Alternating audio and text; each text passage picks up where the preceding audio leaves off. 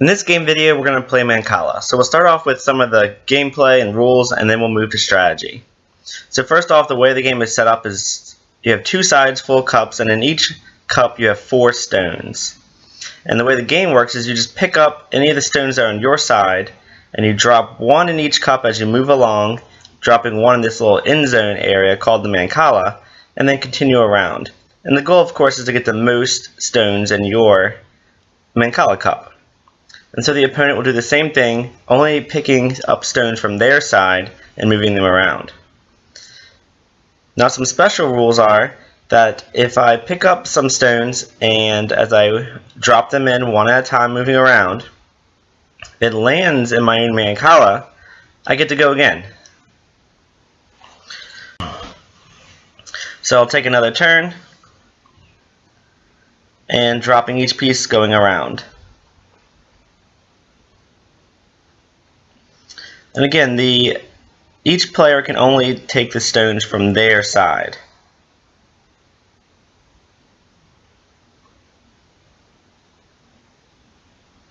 Now another special rule is that if there's an empty space on your side and the opponent has some stones on their side opposite that empty space, you can land in the empty space and steal the opponent's stones.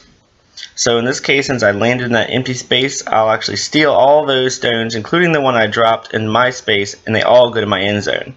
So that's a cool little trick to steal stones. Alright, now let's start again and talk some strategy. One of the most common strategies is going again. So a good opening move would be to use the cup that has 4 in it. That way you get a double start, a double move right off the beginning. I landed in my Mancala, I get to go again. Another common strategy is to try to overload your opponent's side. So I'm grabbing the very first cup and I'm putting stones all the way around so that I'm kind of overloading the opponent's side. This is going to force the opponent to send those chips back to me later. Notice the opponent adjusted and used their 5 cup to land right in their own Mancala, so they get to go again as well. Now this time the opponent sends their stones around and notice that 2 extras came back to me. Now I'm going to use that to help me out. I now am trying to figure out how to go again, and I see that my 5 cup has 5 stones in it. So that's a perfect move to drop 1, 2, 3, 4, 5 and land in my Mancala and get to go again. Now whenever you see 1 stone in your very first cup, that's an easy go again because you get to just drop it in the Mancala and go again. So always look for those 1 stones in your first cup. Now I'm going to switch to looking for steals. Since I have open cups, I'm going to be looking for some kind of stone end move that will land in one of those cups. So you constantly want to be counting the stones that are in your cups mentally to see if you can get to land in an empty space. I see I have 5 here that will land right there in that first cup. So I'm going to go ahead and go 1, 2, 3, 4, 5. I landed an empty cup and I get to steal all the opponent's stones. I don't get to go again on a steal, but that's okay.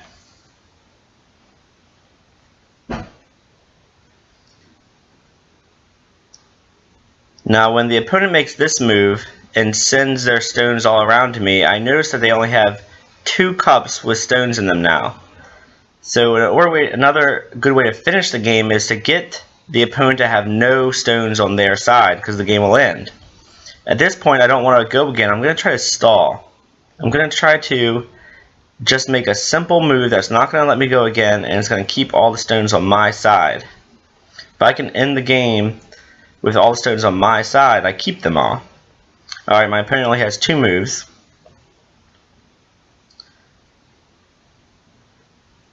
They send the stones around, and that's okay because I'm getting all these stones.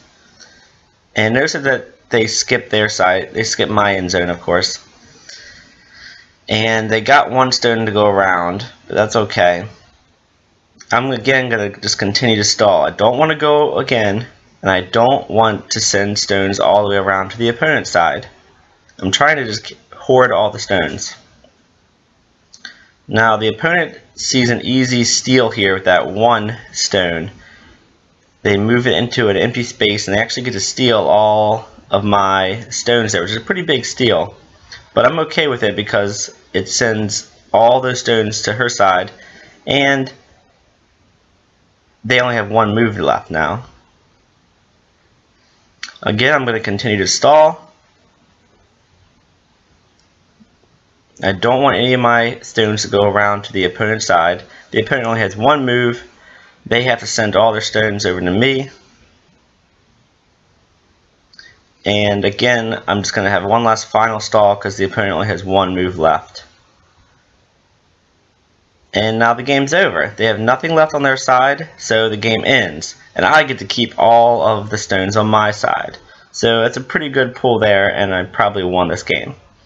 An easy way to count to see who wins is to fill up each of the cups on your side with 4 stones, like you're setting the game back up. And if you have any left over on your side, then you know you have more than half. You know you won. So I fill up my side and I still have lots of extra stones left, so I know I've won. Well, that's some strategy for you to look for. See if you can land on double moves and look for steals whenever they're there. Hopefully this will help you out.